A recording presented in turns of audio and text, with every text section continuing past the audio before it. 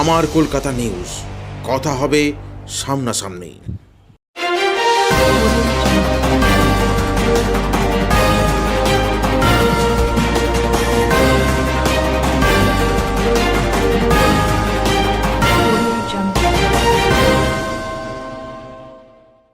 হুগলি লোকসভা কেন্দ্রের বিজেপির প্রার্থী লকেট চট্টোপাধ্যায়ের সমর্থনে হুগলির ধনিয়াখালী মদনমোহনতলায় বিজয় সংকল্প সভা করলেন রাজ্যের বিরোধী দলনেতা শুভেন্দু অধিকারী। এদিন উপস্থিত ছিলেন রাজ্য নেতৃত্ব রাজকমল পাঠক, হুগলি সাংগঠনিক জেলার সভাপতি তুষার মজুমদার সহ বিজেপির সাংগঠনিক জেলার অন্যান্য নেতৃত্বরা এই মঞ্চে উপস্থিত ছিলেন। এদিন মঞ্চ থেকে ধনিয়াখালী তৃণমূল কংগ্রেসের বিধায়িকা অসীমা পাত্রের ভাগ্নি রনিতা বাড়ির চাকরির প্রসঙ্গে আক্রমণ করেন লকেট চট্টোপাধ্যায় ও বিরোধী দল নেতা শুভেন্দু অধিকারী। এই পার্টনারশিপে শপিং মল বানানো, এত কিছু করা, মানুষের টাকা লুট করা, এগুলো হলো কি করে? জনতা জবাব চায়, জবাব আপনাকে দিতে হবে। এত চাকরি চুরি হয়েছে, আজকে নিজের বোনকেও চাকরি করে দিয়েছে এমএলএ, আজকে নিজের পঞ্চায়েত সভাপতি আজকে চলে গেছে। অর্পিতা বারিকের মেয়ে রনিতা বারিক, আজকে তাকে এসএসসিতে চাকরি করে দেওয়া হয়েছে। আজকে নিজের কাকার চাকরিও আজকে এই এমএলএ, এই মন্ত্রী এনারা করেছেন। আজকে ওনার যে ডান হাত, আগেও বলেছিলাম, আগেও যখন 2019-এ এসেছিলাম বলেছিলাম এই তৃণমূল সরকার থাকবে না, যখন এই বিজেপির সরকার আসবে বিধায়কের সঙ্গে আলু পটল, আলুর দম পটলের দাম সব একসঙ্গে বাইরে বার করা হবে।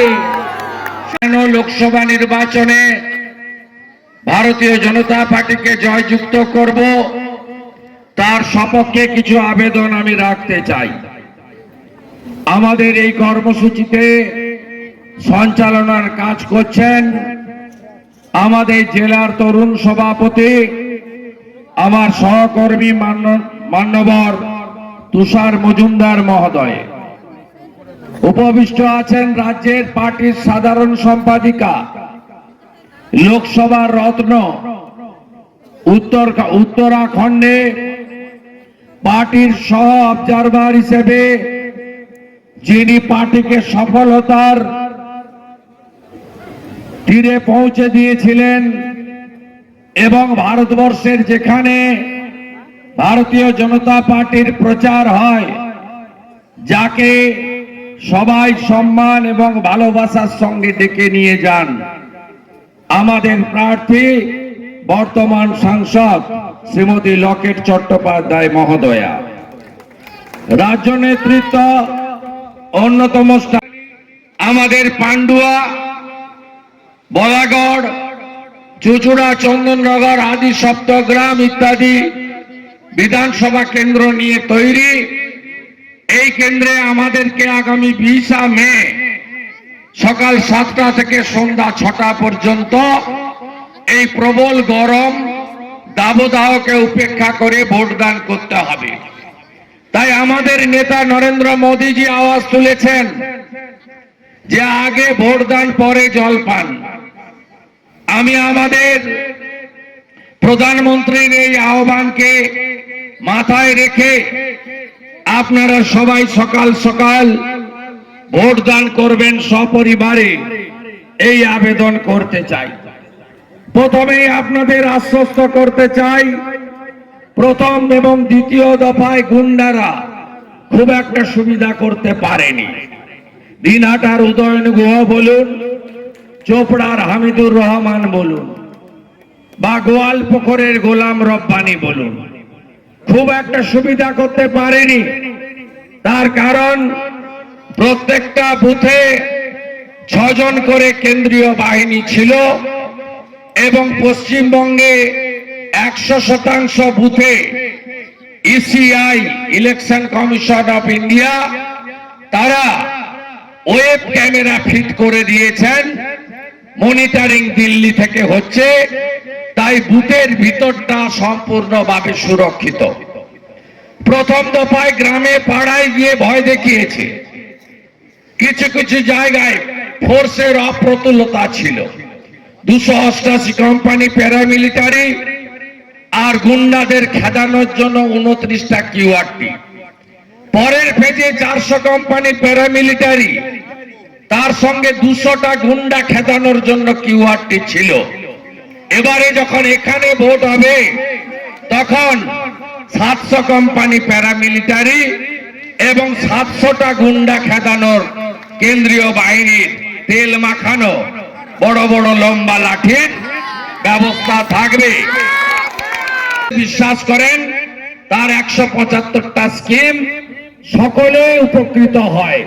মমতা ব্যানার্জি মাঝখানে প্রাচীর তৈরি করেন, আপনারা বিশ্ব নবী দিবস পালন করেন, আমরা স্বাগত জানাই।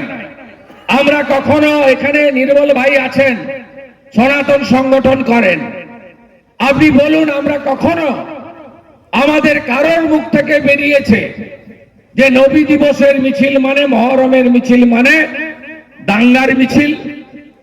আপনাদের মুখ থেকে বেরোয়নি, আলেম উলেমারা বলেনি, হাফেজরা বলেনি।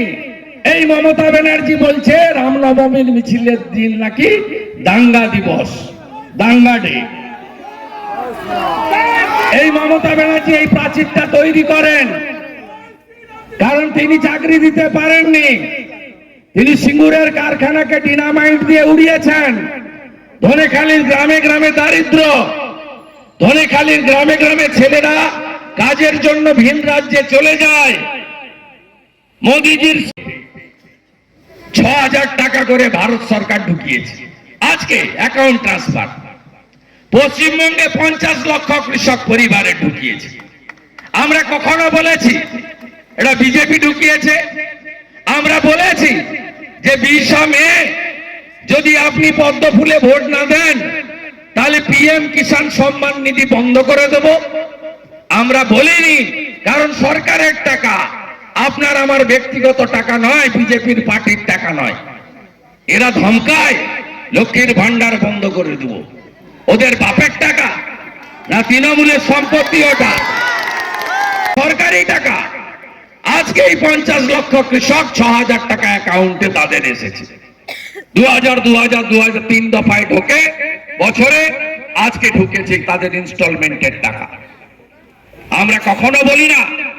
আমরা যদি প্রশ্ন করি 14 কোটি শৌচালয় হয়েছে ভারতে, 80 লাখ হয়েছে পশ্চিমবঙ্গে, আপনারা গরিবরা পাননি কেন? ধনেখালি মানে জনজাতি থাকে, তফসিলি থাকে, মাইনরিটিরা থাকে, 12,000 টাকার শৌচালয় আপনি পাননি কেন? কে খেয়ে নিল আপনাদের এই শৌচালয়ের টাকাগুলো?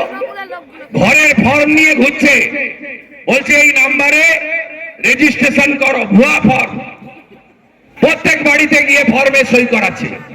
ছবি তুলছে কেন? কতবার ছবি তুলবে? কতবার ছবি দেব আমরা? 40 লক্ষ ঘর হয়েছে বলে ইউটিলাইজেশন দিয়েছেন, 45,000 কোটি নিয়েছেন। ঘর দেখাতে পারবেন? গ্রামের পর গ্রাম, টিনের বাড়ি, টালির বাড়ি, খড়ের বাড়ি, অ্যাসবেস্টারের বাড়ি, কালো তারপলিন দিয়ে লোক সব আছে। 40 লক্ষ ঘর কার পেটে ঢুকলো? কে খেয়ে ফেললো? জানতে চাই বাংলার জনগণ। ভোটের সময় ছবি তুলছেন, নাম্বারে রেজিস্ট্রেশন করাচ্ছেন। এই ভুয়া বিদ্যা থেকে বাংলাকে বাঁচাতে হবে। আমরা 18টা রাজ্যে সরকার চালাই। কোথায় ডিটেনশন ক্যাম্প হয়েছে? কোথায় এনআরসি হয়েছে? সিএ মানে কি? সিএ মানে যারা ধর্মীয় উৎপীড়নের কারণে আফগানিস্তান, পাকিস্তান, বাংলাদেশ থেকে পালিয়ে এসেছেন এক কাপড়ে, তাদেরকে নাগরিকত্ব দেওয়া। কারো নাগরিকত্ব কাড়া হয়নি। আমি ধন্যবাদ জানাবো পশ্চিম বাংলার জনগণকে।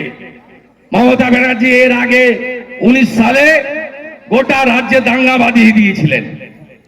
37টা বাস পুড়েছিল সাঁতরাগাছিতে, হাজারদুয়ারি ট্রেন পুড়িয়ে দেওয়া হয়েছিল আজিমগঞ্জ মুর্শিদাবাদে, Shamsi rail station, Beldanga rail station, Rejinagar rail station, Uluberia rail station পুড়িয়ে দেওয়া হয়েছিল। করমন্ডল এক্সপ্রেসের উপরে পাথর বৃষ্টি হয়েছিল। কিন্তু এবারে 6 মার্চ সিএ লাগু করার পরে আজকে এতদিন হয়ে গেছে, একটাও আপনারা কেউ মমতা ব্যানার্জির উস্কানিতে পা দেননি। আপনারা বুঝেছেন এই ঠগি পিসি মিথ্যা কথা ছাড়া সত্যি কথা বলে না। আপনারা বুঝেছেন ইনি 11-র আগে বলেছিলেন যে দিয়ে আপনার অধিকার, চাকরি আপনার অধিকার, 6 মাসের মধ্যে শিল্প এনে দেখিয়ে দেব, চিন্তা করতে হবে না, ভোট সুন্দর করে আমরা হবে আশা করব এবং সেটা ইলেকশন কমিশন কেন্দ্রীয় আধা সামরিক বাহিনী সে ব্যবস্থা করছে। তাই নির্লজ্জ দোকান কাটা তৃণমূল কংগ্রেস আইপ্যাকের বুদ্ধিতে প্রথম দফায় সন্ধ্যাবেলা 3 জায়গায় মিছিল বের করেছিল, বিসর্জনের মিছিল বের করেছিল প্রথম দিন, দ্বিতীয় দফার পরে আর মিছিল নাই। বুঝেছে খাচ্ছে না লোক এগুলো। তাই আপনারা নিশ্চিন্ত থাকুন, এই নির্বাচন নরেন্দ্র মোদীজি পরিবারবাদের বিরুদ্ধে, তুষ্টিকরণের বিরুদ্ধে এবং সীমাহীন দুর্নীতির বিরুদ্ধে তিনি এই নির্বাচন করতে চান। মোট আসন 543, ভারতীয় জনতা পার্টি তথা এনডিএ লড়ছে 543টাতে, আর পিসির তোলামূল। আর এখানকার মন্ত্রী নাকি ছিলেন, আছেন কিনা জানি না, যিনি আগে খেতে পেতেন না, এখন পাখিকে আখরোট খাওয়ান, সেই মন্ত্রী, প্রাক্তন মন্ত্রী, এমএলএ, এরা কোন সুবিধা করতে পারবে না। এরা মাত্র 45টাতে লড়ছে, লাগবে 272। শুনলে আরো খুশি হবেন। সুরাট থেকে বিজেপি প্রার্থী বিনা প্রতিদ্বন্দ্বিতায় জিতে খাতা খুলেছে। আজকে আরো ভালো খবর শুনুন, কৈলাস বিজয়বর্গীর নেতৃত্বে ইন্দোরে কংগ্রেসের প্রার্থী নমিনেশন তুলে নিয়ে আরো একটা সিট মোদিজি জিতে গেছে। 2টো আসনে অলরেডি বিজেপি জিতে গেছেন, বিজেপির খাতা খুলে গেছে। আর এরা 5টা আসন পাবে কিনা তার ঠিক নেই। মুখ্যমন্ত্রী আর তার ভাইপো হেলিকপ্টার চড়ে ঘুরে বেড়াচ্ছেন, তাদের সভা সমিতিতে লোক হচ্ছে না। আমরা তো একটা ছোট্ট পথসভাকে জনসভা করে দিয়েছি। তাকিয়ে দেখুন ডায়ে বায়ে সব জায়গায় লোক। পরশুদিন সন্ধ্যাবেলা জেলায় বলেছিলাম আমি কলকাতা যাওয়ার পথে একবার ধনেখালি ঘুরে আসবো, ভয়টা তো কাটাতে হবে। চমকাচ্ছে যারা, তারা কেমন আছে তো একটু বলে যেতে হবে, বলে যেতে হবে চিরদিন কাহারও সমান নাহি যায়, বলে যেতে হবে। পটলকে পতাকা ঝুড়িয়েছে, চুরির টাকার পতাকা। আমি আসবো বলে সকালবেলা পটলাকে বলে যাই, মাননীয় পটলা, তোমার থেকে বড় গুন্ডা ছিল কেষ্ট মন্ডল, সে এখন তোমার দেখা নাই রে, তোমার দেখা নাই। পটলা আর তার যে আছেন দুজনকেই বলি ভদ্রভাবে থাকবেন, সবাই প্রচার করবে। আমার কথার উত্তর আপনি কালকে দিয়ে দেবেন, নো প্রবলেম। জনগণ সব দেখছে, দেশ রক্ষার নির্বাচন। কেউ চান না দেশটা ইউক্রেনের মতো হয়ে যাক, কারণ লকেট চট্টোপাধ্যায়কে যেমন দ্বিতীয়বার এমপি করার ভোট, তেমনি তৃতীয়বার নরেন্দ্র মোদীকে প্রধানমন্ত্রী করার ভোট। আমরা যে রাত্রে নিশ্চিন্তে ঘুমাতে যাই, দেশের সীমান্ত সুরক্ষিত আছে বলে, ভারতবর্ষ ভালো আছে বলে, নিজ ধর্ম পালন, সংসার পালন, নিজের সমস্ত কাজকর্ম, ব্যবসা বাণিজ্য থেকে কলকারখানা সবটা আমরা করি, আমাদের দেশ সুরক্ষিত থাকে বলে, দেশের অর্থনীতি ঠিক থাকে বলে। পাকিস্তানে তো এখন বোম ফেলার দরকার হবে না, এমনিতেই বোম ফেটে গেছে ওখানে। আটার 1 কেজি আটার দাম 400 টাকা, 1 লিটার পেট্রোলের দাম 500 টাকা। আমাদের নরেন্দ্র মোদীজিকে প্রধানমন্ত্রী করুন, পাক অকুপাই কাশ্মীর এমনিতে ছেড়ে দিয়ে পালিয়ে যাবে। পাকিস্তানের সংসদে, বালুচিস্তানে অ্যাসেম্বলিতে ওখানকার যারা ইলেক্টেড মেম্বার বলছে আমরা ভারতের সঙ্গে ছিলাম, ভালো ছিলাম, আমাদের পার্টিশন করে আজকে এই দুর্দশার সামনে পড়েছে। কারণ মোদিজি কোভিডের পরেও আমাদের দেশকে এগিয়ে নিয়ে গেছেন 12তম অর্থনৈতিক স্থান থেকে 4র্থ অর্থনৈতিক স্থানে নিয়ে গেছেন। অন্যদিকে আমার অনেক সংখ্যালঘু ভাইরা দূরে দাঁড়িয়ে শুনছেন। আমরা ভারতীয় জনতা পার্টি, আমাদের নেতা নরেন্দ্র মোদী সবকা সাথ, সবকা বিকাশ, সবকা বিশ্বাস, সবকা প্রয়াসের নীতিতে বিশ্বাস করে। আমার সংখ্যালঘু চাচা, ভাই, দাদা, আমার যারা বোনেরা মায়েরা আছেন, আপনি বলুন তো কোভিডের ইনজেকশন কেন্দ্র পাঠিয়েছিল, আগে হিন্দু পেয়েছে পরে মুসলমান পেয়েছে, এমন কোন উদাহরণ আছে? না, আমরা একসঙ্গে লাইনে দাঁড়িয়ে নিয়েছি। 7 কোটি মানুষ পশ্চিমবঙ্গে রেশন নিতে যায়। হিন্দুরা আগে রেশন পায়, মুসলমানরা পরে পায়? না শুধু হিন্দুরা পায়, জনজাতিরা তফসিলিরা পায়, আপনারা পান না? নরেন্দ্র মোদী এ কাজ করেন না। চাকরি আজকে কি অবস্থা হচ্ছে?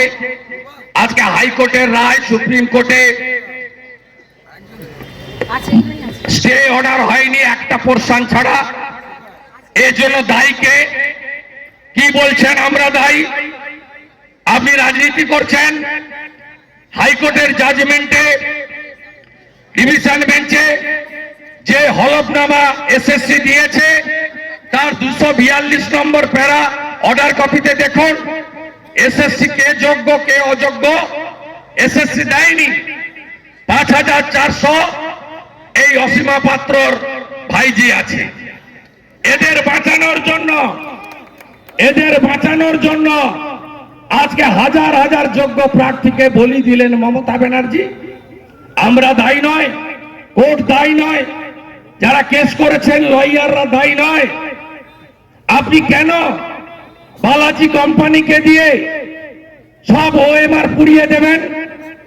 আপনাকে কে অধিকার দিয়েছে ডকুমেন্ট পুড়িয়ে দেওয়ার? যে বালাজি কোম্পানি কনস্ট্রাকশনের কাজ করে তাকে টেন্ডার দিয়ে ওএমআর গুলোকে সব নষ্ট করলেন। যোগ্যকে অযোগ্যকে হলফনামাতে দিলেন না, দায়ী তো আপনি। আপনার জন্য আজকে এই চাকরি যারা কিনেছেন এবং তৃণমূলের নেতাদের আত্মীয় স্বজনের এই চাকরি বাঁচাতে গিয়ে আপনি আজকে কয়েক হাজার যোগ্য ছাত্র কর্মপ্রার্থীকে আপনার জন্য আপনি আজকে এই অসুবিধার মধ্যে ফেললেন। সুপ্রিম কোর্ট মামলা বিচারাধীন রেখেছেন। তারা যেভাবেই হোক যোগ্য অযোগ্য বাছাইয়ের কাজটা করবেন এবং যোগ্যরা রিলিফ পাবেন আর অযোগ্যরা জেলে যাবেন। আপনারা সবাই জানেন অতিরিক্ত শূন্য পদ তৈরি করার মধ্য দিয়ে এই এসএসসির দুর্নীতি সামনে এসেছে। যে সংখ্যায় শিক্ষাকর্মী বা শিক্ষক আজকে নোটিফিকেশন হয়েছিল তার থেকে অতিরিক্ত নিয়োগ হয়েছে।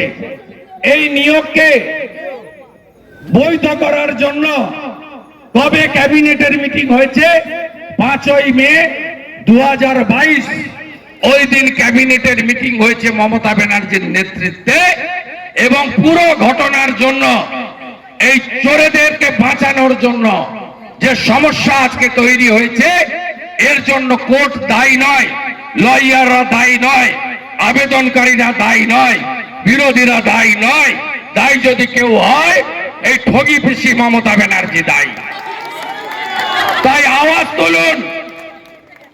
তুলুন যে সরকার বদলাতে হবে, এই চটি পিসির পার্টিকে হারাতে হবে। 35টা আসন পেলে 26 অব্দি যেতে হবে না। কয়েক মাসের মধ্যে এই সরকার বদলাবে এবং আমরা নিশ্চিন্তভাবে পশ্চিম বাংলায় একটা সরকার উপহার দিতে পারি, যে সরকার টাটাকে ফিরিয়ে আনবে পশ্চিমবঙ্গে, যে সরকার কলকারখানা করবে, যে সরকার অন্নপূর্ণা ভান্ডারে মায়েদের দিদিদের বোনেদের 3,000 টাকা দেবে। যে সরকার দিব্যাঙ্গ, তফসিলি, জনজাতি, বিধবা, বার্ধক্য, কৃষক ভাতা 1,000-এর পরিবর্তে 3,000 টাকা দেবে, লোকপ্রসার শিল্পী ভাতা 1,000-এর পরিবর্তে 3,000 টাকা দেবে। যে সরকার আবার কর্ম বিনিয়োগ কেন্দ্রের তালা খুলে বেকারদের নাম নথিভুক্ত করার সুযোগ দেবে, প্রত্যেক বছর এসএসসি পরীক্ষা হবে, মেধা অনুযায়ী চাকরি হবে, ডক্টর মানিক সাহার মতো বাংলাতে একজনও পিটিটিআই পাস করা ছেলে বাড়িতে থাকবে না, কর্মসংস্থানের সুযোগ পাবে। আনুন ডবল ইঞ্জিন সরকার। ভজনলাল শর্মা কথা দিয়েছিলেন 450 টাকার গ্যাস, চালু হয়ে গেছে রাজস্থানে। যোগীজি 6,000 টাকা পিএম কিষানের সঙ্গে আরো 6,000 দেন, 12,000। মধ্যপ্রদেশের লাডলি বাহিন শিবরাজ সিং চৌহান 1,500 দিতেন, মোহন যাদব 3,000 টাকা দেন। হেমন্ত বিশ্ব শর্মা মা বোন দিদিদের, অসহায়দের পাশে দাঁড়িয়ে, নারী শক্তির পাশে দাঁড়িয়ে 2,500 টাকা করে সেখানকার মহিলা মাতৃশক্তির হাতে দেন।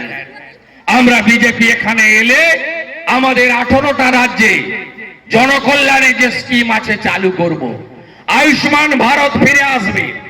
আলু চাষি, ধান চাষি, আপনাদের জন্য প্রধানমন্ত্রী ফসল বীমা যোজনা বিজেপি ফিরিয়ে আনবে বাংলায়, যা মমতা ব্যানার্জি চালু করতে দেয়নি। 5 লাখ টাকা পর্যন্ত বিনা পয়সায় চিকিৎসা আয়ুষ্মান ভারত। আর এখানে বাজাজ কোম্পানিকে দিয়েছে ইন্স্যুরেন্স, বাংলা ফসল বীমা যোজনা। কোন আলু চাষি ক্ষতিপূরণ পাননি। 1200 টাকার সার 2,500 টাকা করে কিনেছেন। 2350 টাকার ধান বিক্রি করতে পারেননি। ছত্তিশগড়ে জনজাতি মুখ্যমন্ত্রী বিষ্ণুদেব সাই 3100 টাকা করে ধানের কুইন্টাল কেনেন। আমাদের আনন্দ কংগ্রেস টেস্টেড এবং রিজেক্টেড, সিপিএম টেস্টেড এবং rejected, Trinamool tested, would be rejected হওয়ার পথে। BJP not yet tested in Bengal. পশ্চিমবঙ্গের মাটিতে আমাদের পরীক্ষা আপনারা নেননি। একবার বসান, আমাদের পরীক্ষা নিন। পরীক্ষায় যদি আমরা কৃতকার্য হই, বারে বারে গুজরাটের মতো আমাদের আনবেন। আর পরীক্ষায় যদি আমরা অকৃতকার্য হই, একবারই সুযোগ দেবেন, দ্বিতীয়বার বদলে দেবেন। পশ্চিমবঙ্গে গণতন্ত্র ফিরবে। সব নির্বাচনের পরে কেন হিংসা? কোথাও হিংসা হয় না, ঘর ছাড়া হয় না। হরি ভক্তকে প্রসাদ খেতে হবে কেন? কেন খেতে হবে? এই প্রশ্ন ধনেখালি করবেন না। 21-এর অত্যাচারের বদলা নেবেন না। সন্দেশখালীর মহিলাদের উপর অত্যাচারের বদলা নেবেন না।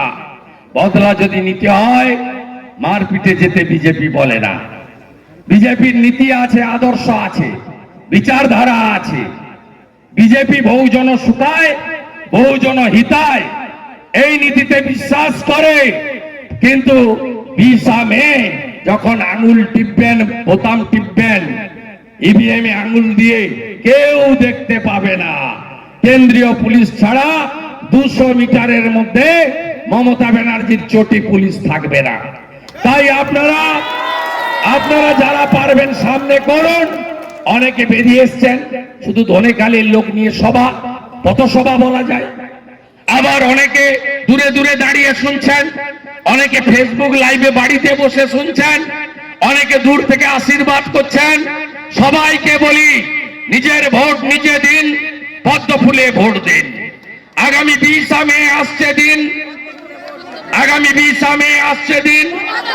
সকাল সকাল ভোট দিন, বোতাম টিপে ভোট দিন, বিকশিত ভারতের লক্ষ্যে ভোট দিন, চোর তাড়াতে ভোট দিন, গুন্ডা তাড়াতে ভোট দিন, লকেট দিকে ভোট দিন।